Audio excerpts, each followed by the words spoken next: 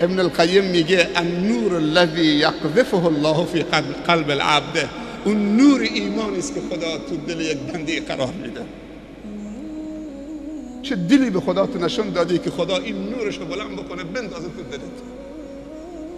و در وصف ابوبکر صدیق پیامبر صلی الله علیه وسلم میگه ابوبکر صدیق این شایستگی رو پیدا نکرده و این جایگاه رو پیدا نکرده مگر با نوری که خداوند پرت کرد تو دل او. از خدا بطلب تا دلتو آماده بکنه و این نور خودش، الله نور السماوات و الارض، پرت بکنه تو دلت، نور ایمان. فانه یشرح الصدر و یوسعه و یفرح القلب. چه تعبیرای زیبایی داره. من همه تعبیراش ننوشتم، من شاید 7-8 صفحه رو تو یک صفحه خلاصه کردم. همین 2-3 جمله میگه وقتی خداوند این نور رو پرت میکنه تو دلت، دلت وسیع میشه، وسعت پیدا میکنه و قلبت مسرور میشه. نور ایمان روشنایی است. همینطوری که این نور ما رو آرامش میده، نور ایمان دیگه آرامشش خدا میداند. الله نور السماوات و الارض. امام ترمذی در جامع خودش روایت میکنه از پیامبر صلی الله علیه و سلم که میفرمایند قال رسول الله صلی الله علیه و سلم اذا دخل النور القلب انفسح وانشرح قالوا وما علامة ذلك يا رسول الله قال الانابة الى دار الخلود والتجافي عن دار الغرور والاستعداد للموت قبل نزوله. امام ترمذی روایت میکنه که پیامبر صلی الله علیه و سلم میفرمایند وقتی که نور ایمان بر دل مؤمن و بر دل مسلمان و بندگی خدا وارد شد، انفسح، دل وسیع میشه، و انشرح، و آرام میگیرد. سوال کردن یا رسول الله ما علامت ذلك، علامت و نشانه این که دل وسیع میشه و منشرح میشه چیه؟ رسول الله صلی الله علیه وسلم فرمودند وقتی دل آرام گرفت و وسیع شد، الانابة الى دار الخلود، مشتاق آخرت میشه. تو اون دل شوق و اشتیاق آخرت میاد.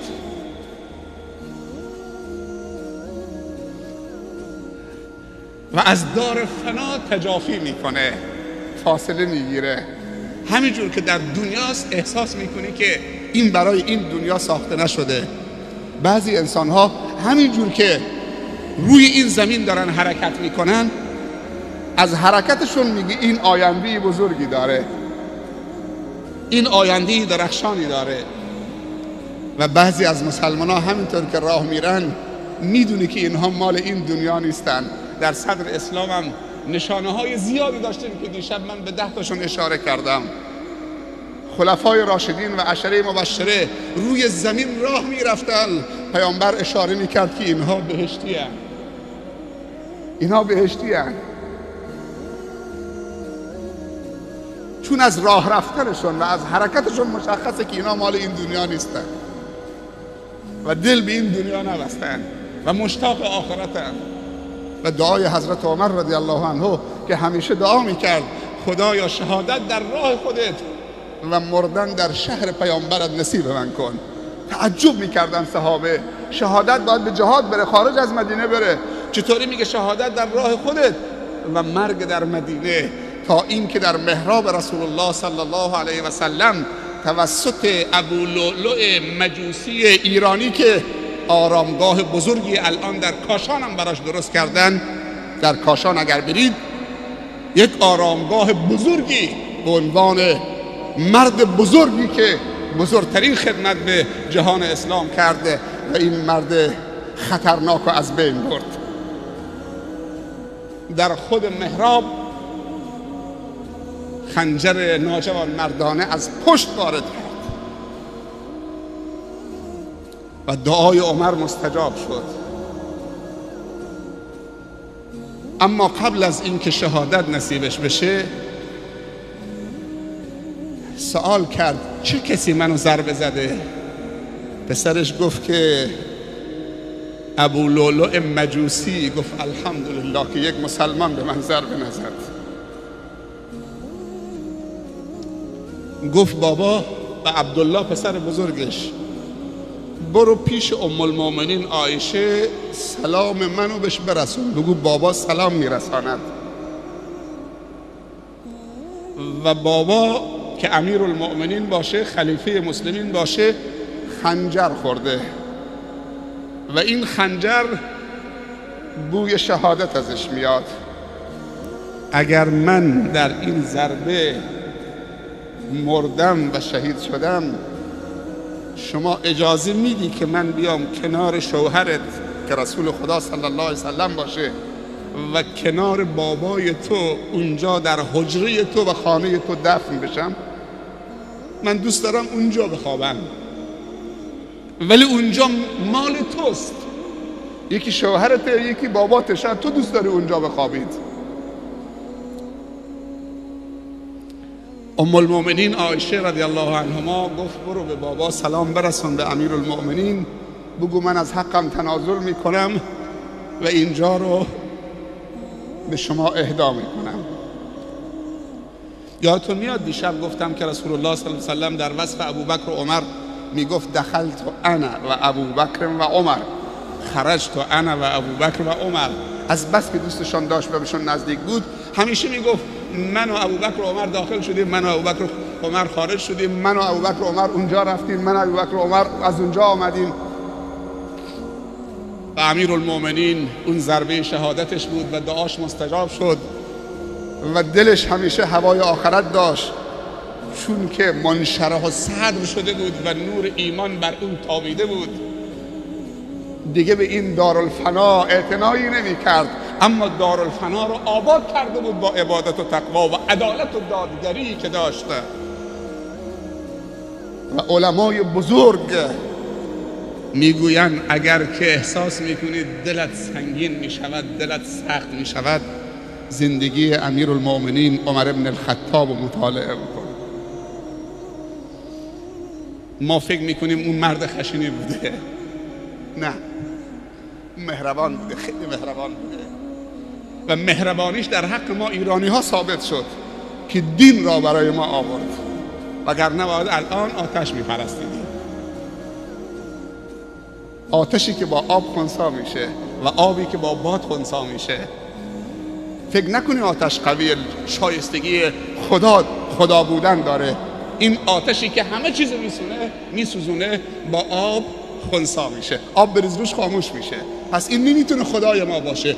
آتشی که خاموش میشه نمیتونه خدا باشه. اون رب العالمینی که خاموش نمیشه.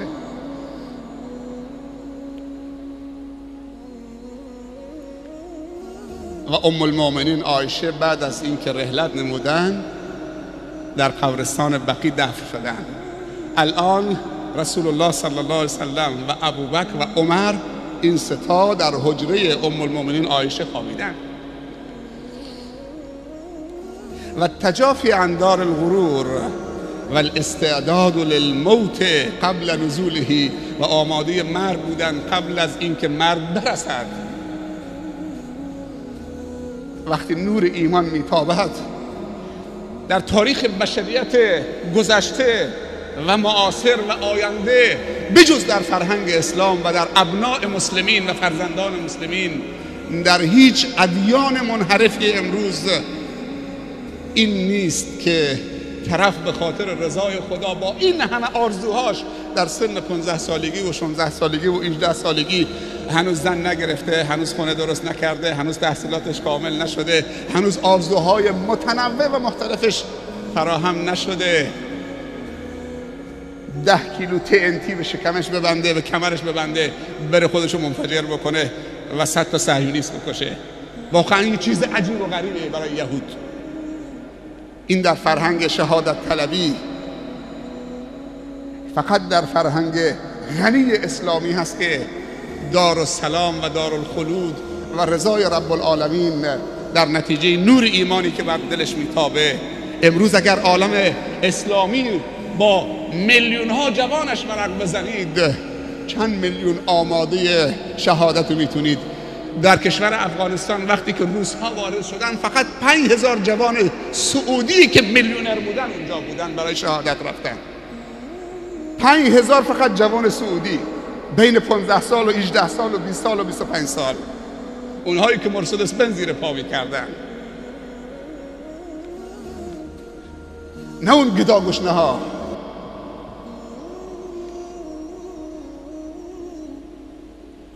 اسلام دین تروریستی نیست، ولی اسلام با اونهایی که قلدرن افرادی رو تربیت کرده، همونطوری که اونها زندگی رو دوست دارن، اونها مرگ در راه خدا و مردن در راه خدا رو دوست دارن.